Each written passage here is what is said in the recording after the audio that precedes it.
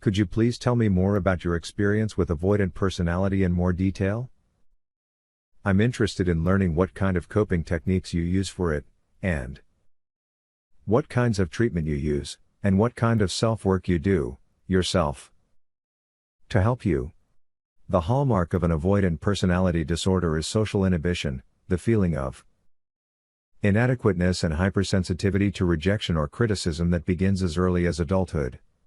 Pervasive means that this pattern occurs throughout your life, so it's not something you notice after being in a bad relationship with someone who drained your soul and tore you apart. A relationship like that can leave you with some battle wounds that can make you feel inadequate. Many personality disorders, including this one, really begin appearing around late adolescence or early adulthood. Some children seem to have extreme social awkwardness and insecurity, and they never seem to grow out of it. Number 1. As a general rule, you need 4 or more of the 7 criteria to qualify. 1 avoids interpersonal contact in their occupational activities due to fears of criticism, disapproval, or rejection. Your fear of criticism is so strong that you say, "I'll pass," whenever you're asked to do something. Keeping up on the things you're expected to do could mean being demoted or receiving negative evaluations. Imagine you have a monthly activity that involves working closely with people. You don't outwardly refuse to do it because it makes me uncomfortable. Rather than doing this, you miss meetings by claiming you're sick, late, or otherwise tied up. You figure out how to avoid looking like a rebel. You just say something else, and then you're done. However, you could still face negative consequences due to your absence since you miss out on what's happening. Number 2. It is difficult to engage with people if you aren't sure of being liked. Thus, you are on the periphery of society. You're around, but you find it hard to go beyond the surface with people. You want someone to like you first, so you keep the conversation superficial. Ultimately, you rely on intangible cues from body language to determine if you are liked. Assuming what someone thinks is important because it relates to. How to overcome these assumptions. Number 3. Shows restraint in intimate relationships for fear of being shamed or ridiculed.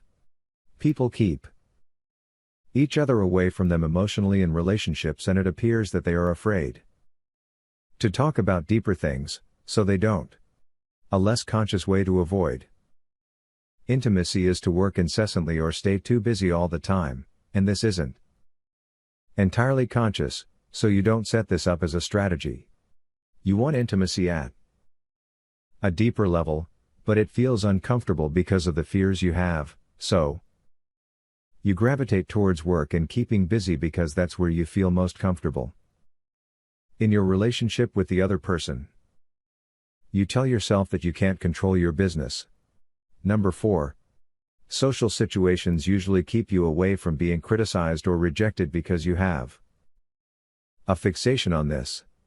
Social anxiety is a type of avoidant personality disorder in which you're afraid of what others will think of you and feel uncomfortable if you go out. Number 5. You feel inadequacy in new interpersonal situations, which can manifest as shyness or feeling uptight. When possible, avoid dealing with unfamiliar people to make things as easy on yourself as possible. In spite of this, if you can't help it, you'll look awkward. You may stutter, or not really say what you mean because you're overthinking how the person will take it. A sample of how this could look is shown here. Number 6. Self-esteem is low if you are socially inept, unappealing, or inferior to others. If you try to break through inhibitions and fears and force social interactions, you can get here. So for instance, some people get so nervous when they meet new people that they sweat or choke up as they talk to them. Suppose you're in a small group, and you feel nervous about what everyone thinks of you, so you come up blank or say something that is not appropriate. Would you consider yourself socially inept if you were to draw your own conclusions? Number 7. Because they may prove embarrassing, he is unusually unwilling to take risks or engage in any new activity. A 38-year-old man may look like this: he wants so badly to find a girlfriend and get married but is unable to ask out this woman who's clearly interested.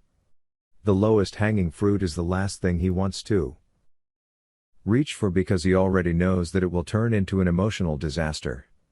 In addition to overlapping characteristics with avoidant personality disorder, social anxiety disorder is characterized by fear and anxiety associated with social interactions, and a realization that your fears are unreasonable. Even so, you're still anxious about it and you're still able to have close personal relationships. With an avoidant personality, however, you believe that something is wrong with you. This causes you to hyperfocus on subtle signs that people can criticize you. You have a very low threshold for judging something as critical, meaning that you easily feel insulted or hurt if someone criticizes you. Having rejection sensitivity is not exclusive to avoidant personality disorder. What you do is avoid dealing with people in any way you can. In addition to those who are sensitive to criticism, there are other personality types and types of people that do so. A person with an aggressive personality may attack others first before they attack you. The person staying in the game and just fighting its way through is not avoiding interactions. However, do you see the difference?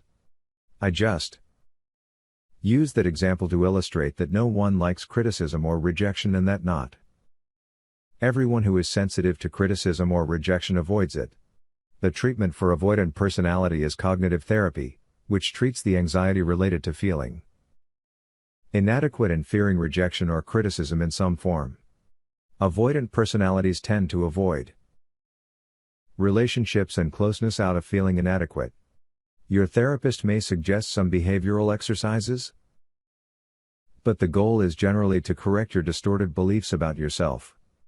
There are several cognitive distortions I explore in the video, but I think addressing them from a self-help perspective would be difficult since you may need someone to help you uncover some of your distorted thinking. We're going to summarize some of the common beliefs within avoidant personality disorder that you may find helpful to discuss with someone you trust. If you get to know someone, they will not like you, so you cannot expose yourself to them. People don't approve of you, they want to criticize you. The feelings you experience can't be expressed because others will mock you. Write them down if you identify with them.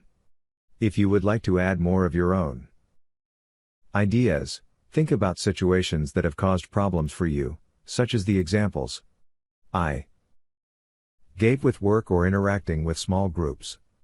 Consider the relationship you have with your coworkers. Do you think people are thinking the way you do? Most individuals with avoidant personality disorder feel deeply lonely, but they lack the desire to do the things it takes to get close to others because of how uncomfortable it makes them feel. Do you have close friends? Do you have a romantic partner? Being able to deal with the discomfort is part of overcoming that. I will say, though, you're probably looking for someone who's less emotional hands-on like you. So expect the process to be challenging and long. It's difficult to be more open and honest with someone who's overly emotional. You can learn this skill by being more self-revealing. But what you can accomplish will be limited. There's no need to have someone pressed on you all the time to express your feelings. In order to change your behavior, you need to identify what's behind it and then challenge your beliefs, which may not be so simple to accomplish on your own. There are other ways to challenge beliefs, but I believe that someone needs to help you to navigate through avoidant personality disorder.